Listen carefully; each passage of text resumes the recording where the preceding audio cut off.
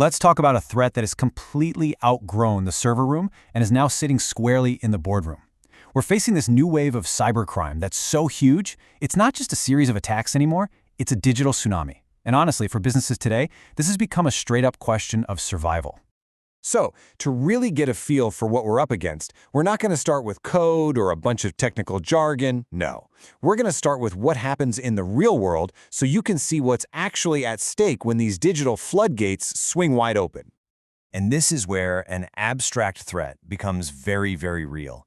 See, a cyber attack on the brewer Asahi didn't just mess with their computer systems, it actually stopped production. It stopped deliveries, and all of a sudden, a favorite local beer just starts disappearing from pubs. It's a pretty startling reminder that our physical world is only as strong as its weakest digital link. Okay, so a beer shortage definitely gets your attention. But what about this number? 50 million pounds. And that's not the total cost. That was per week. That's what Jaguar Land Rover was losing when a similar attack literally froze their entire manufacturing operation. I mean, this wasn't just some corporate headache. It was a huge blow to their suppliers and thousands of employees, all because of a single digital breach. So what's the weapon of choice causing all this chaos? It's ransomware. You know, back in 2021, it was a part of maybe 1 in 10 breaches.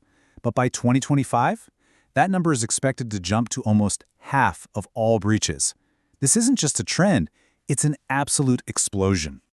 And when you zoom out from one company to, the entire planet, the scale is it's hard to even wrap your head around. $10 trillion. That's the projected annual cost of cybercrime in just the next couple of years. To put that into perspective for you, if cybercrime were a country, its economy would be the third largest in the world, right behind the US and China. Just wow. Okay, so we've seen the damage. The next big question is, why is all this happening now? What's changed? To really understand what's fueling this surge, we need to take a look inside the modern criminal's toolkit. At its core, it really boils down to two big things. First, cryptocurrencies gave criminals the perfect getaway car, a way to get paid that's anonymous and basically untraceable. And second, it's just gotten way, way easier to become a cybercriminal. You really don't have to be some kind of coding genius to cause absolute chaos anymore. And the mindset of these attackers has totally shifted too.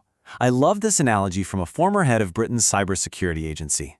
He said we've moved from digital thieves who would sneak in and quietly steal data to digital thugs who just kick down the door, smash the place up, grind your business to a halt, and then demand money just to stop the pain. It's a much, much nastier model. And here's how they're making all that thuggery scalable. It's called ransomware as a service, or RAS. The best way to think about it is like a criminal franchise. You've got these sophisticated crime syndicates who build the nasty software, and then they just lease it out to other criminals who go and launch the attacks. It is basically democratized cybercrime, putting these incredibly powerful tools into the hands of pretty much anyone. And the tools themselves, they're evolving at a terrifying speed. I mean, attackers are now using AI to write phishing emails that are almost impossible to tell from the real thing. They can use deepfake tech to clone your CEO's voice, make a phone call, and authorize a massive wire transfer. They're not just knocking on your front door anymore, they're coming through your cloud services, your trusted software partners, everywhere. Okay, so that's a pretty bleak picture, I know. So the real question is, how do you fight back? Well, the goal isn't really to stop the tsunami. That might actually be impossible. The real goal is to build an ark, a structure that's so resilient it can withstand the flood when it eventually shows up at your door. The foundational strategy for building that ark is a concept called defense in depth. So forget about looking for that one magic bullet, that one piece of software that's going to solve everything. It doesn't exist. The whole idea is to build multiple overlapping layers of security. Think of it like the walls of a medieval castle. If an attacker gets through one, there's another one waiting right behind it.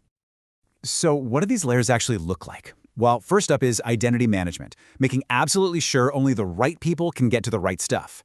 Next is network security, which is like putting up walls inside your house, so even if a burglar gets in one room, they can't just wander around everywhere else. Third, you've got advanced endpoint protection, which is like a smart security guard for every single laptop and phone. Then there's data encryption, scrambling your important info so it's totally useless if someone steals it. And finally, proactive patch management, which is basically just fixing the broken windows before someone tries to climb through. See, no single layer is perfect, but when you put them all together, you have a really tough defense. But even with all that amazing technology, there's one potential weak point: us. People. This means that every single employee is both a possible target and a critical line of defense. Because, let's face it, the most expensive firewall in the world is useless if someone can be tricked into just handing over the keys to the castle. This really means we have to completely rethink security training. It can't be some boring, once-a-year presentation anymore. It has to be constant, it has to be interactive, and it has to be realistic. You should be running phishing simulations to see who actually clicks. But even more important is creating a culture where an employee who spots something weird feels totally safe and even empowered to report it, without any fear of getting blamed. Your people should be your best alarm system. And that right there brings us to the final, and maybe the most important piece of this entire puzzle. This is where real, lasting resilience is built. It's about moving way beyond just ticking boxes on a compliance checklist. The companies that are going to survive and thrive are the ones who get that security isn't just an IT problem, it's everyone's job. It has to be a mindset that's just baked into the company's DNA, part of every single decision, from the boardroom all the way down to the help desk. It's something that has to be lived and practiced by every person every single day. So really, that leaves just one fundamental question you have to ask yourself about your own organization. Is your security just a checklist you have to get through, or is it a culture you're actively building to withstand the storm?